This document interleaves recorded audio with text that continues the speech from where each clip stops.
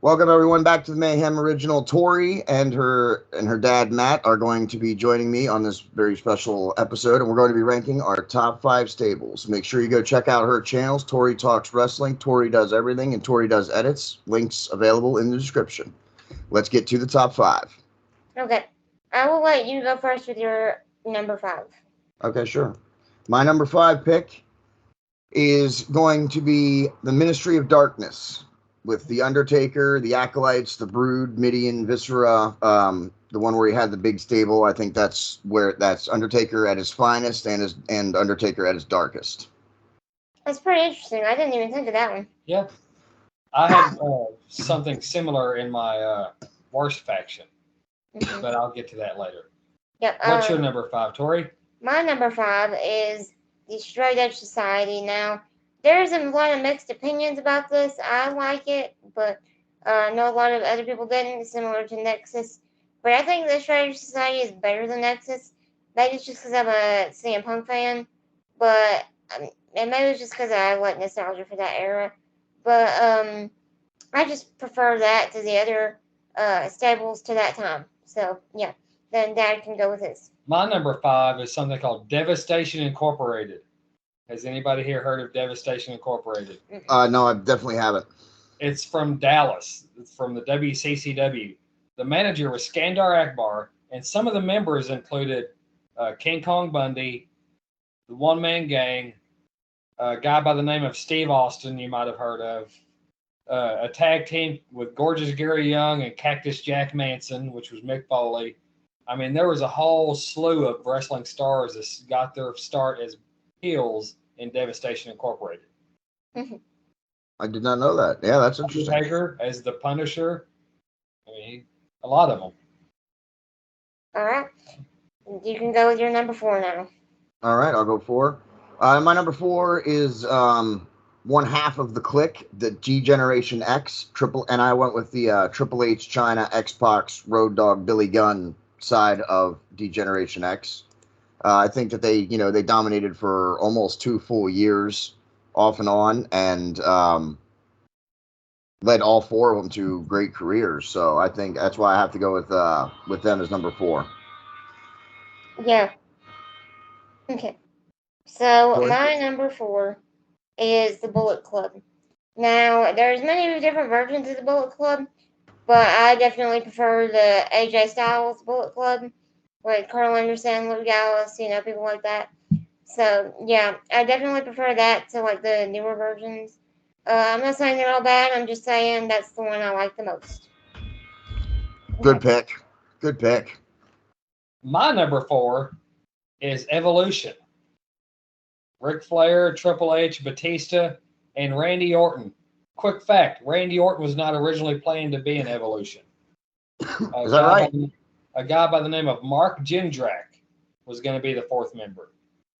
But because he was a WCW guy, they did away with him and brought Randy Orton in. There's actually video clips you can find of them shooting scenes for their Titantron with Mark Jindrak in it. Yeah. So that's interesting. Mm-hmm. Yeah, I didn't know that. That's interesting. All right, Tori, why don't you do number 3 first? Okay. My number 3 is NWO.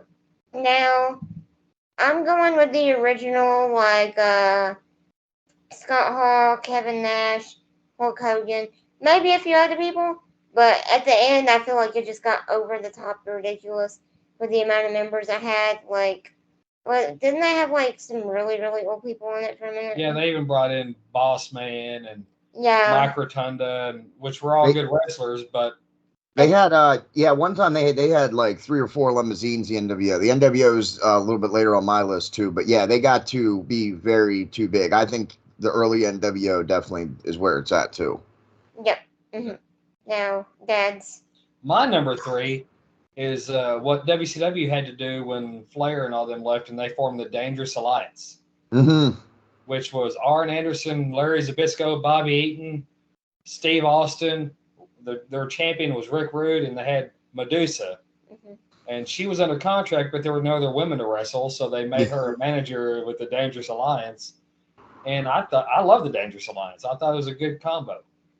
Yep. Very good. Yeah, that's a great pick too. That's a great pick too. The Dangerous Alliance. My number three is I went with the Hart Foundation. Because they have at one time they're the only stable that I'm aware of to hold every major title in an organization at the same time. Even the NWO didn't accomplish that feat. Actually, they held most of the titles, but they only held the television title, I think, one or two times, and that wasn't even until one or two of their other incarnations. I don't even think the original NWO actually held the television title in WCW. So I went with the Hart Foundation for my number three because they held, all four of them. Holding all four of the major titles is something to say. And 2 Slammy Awards. And 2 Slammy Awards. Yep, 2-time Slammy Award winner Owen Hart. Yep. Pretty cool. Mm-hmm. I already said my number three. Okay. Yeah, number two. My number two is DX. I mean, like DX with Sean, Hunter, China, Billy, Road Dog, X-Pac, pretty much everybody you said. But you mean with all five of them? Because I went with specifically the incarnation after Shawn Michaels retired and with Triple H. So you went with the one when Shawn Michaels came back and all five of them got together. Yep, and that's because, okay, so I heard it put like this about why DX is better than NWO, and I have to agree. So NWO, they had all these random members come in, right? And it got boring after a while. DX, it was all the same people, but it was always still cool.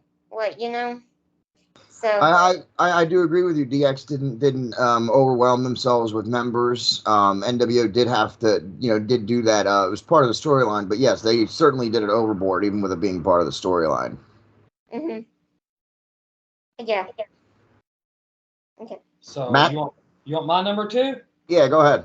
My number two is the original stable of wrestling, but Aha. a different incarnation, the Four Horsemen. But I went with the Four Horsemen that got inducted in the Hall of Fame, which was Ric Flair, Arn Anderson, Tully Blanchard, and Barry Windham. Now, I also liked when Blanchard left, and I know it's weird, when Sid Vicious joined. I like that one too. But I still have to go with the Windham, Blanchard, Anderson, Flair. The Hall of Fame. Favorite Horseman. Yeah. We're going to get to the Horseman next for me, but my number two is actually the NWO Black and White. And I just went with the original Black and White up to the first 6 members: Hogan, Hall, Nash, Giant, Ted DiBiase, and then of course 6. Yes. So I went with the first 6 members, and the other half, of course, Hall, Nash, and 6 being the other half of the clique. And I think the fact that those 5-6 wrestlers, dominating 2 different promotions, that's something that I don't think anybody will ever do again. So, the NWO Black and White is my number 2. Mm-hmm. Agree. Now, number 1s. Okay. You guys can do yours first, because I want mine to be last, because I know that you'll disagree with it. I'll go with my number 1. All right. My number 1 did the object that a faction should do. The objective is to make new stars. Mm-hmm. Right?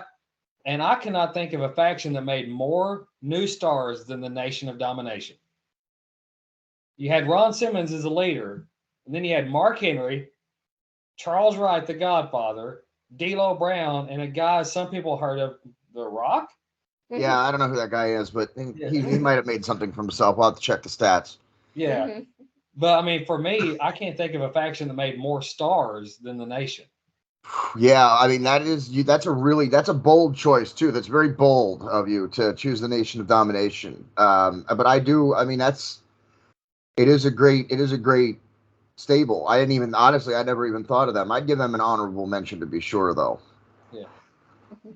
My number 1, I had to go with the reason they're called a stable, just like Matt did, except that mine's pick has them at number 1 because I believe that they are the original, the Four Horsemen. And I went with the original. Arn, Tully, Ole, Anderson, and of course Ric Flair. I went with the original because of their the way they dominated. The 4 of them did so good. Arn and Ole as the tag team.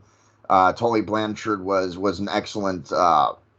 I think Tully was the first enforcer of the Four Horsemen. I know Arn Anderson became the enforcer, but I think Tully was the enforcer at that time. Ric Flair, I mean, he's got more, if you depending on what company you count, he's got 23, 25 or more championship title reigns. And the rest of the Horsemen also have their fair share of title reigns. I'm not going to go over all of them, but that's why the original stable, I got to go with the Horsemen. I can't disagree with that. Yeah, it's We pretty might good. disagree on a couple members, but I don't Yeah, disagree. and I have to say that the Hall of Fame version of the Horsemen is definitely one of my favorites. I like the original. I like the one that you chose, the Hall of Fame, and then actually one of my favorites was actually the final incarnation of it. I know a lot of people don't like it, and I know that a lot of people consider it their weakest, but I like the one with Ric Flair, Chris Benoit, Dean Malenko, and Steve McMichael, with Arn Anderson being like the manager of them. So I like that one too. Yeah. Mm-hmm. All right. I always thought that it'd be a great idea if WWE brought in Tessa Blanchard and had her go against Charlotte Flair, because Well, rumor has it Tessa Blanchard's coming to AEW. Oh, we would love that. Yep. All right, Tori. Tori's number one. Okay. So my number one, and this does include the Roderick Strong version, the Undisputed Era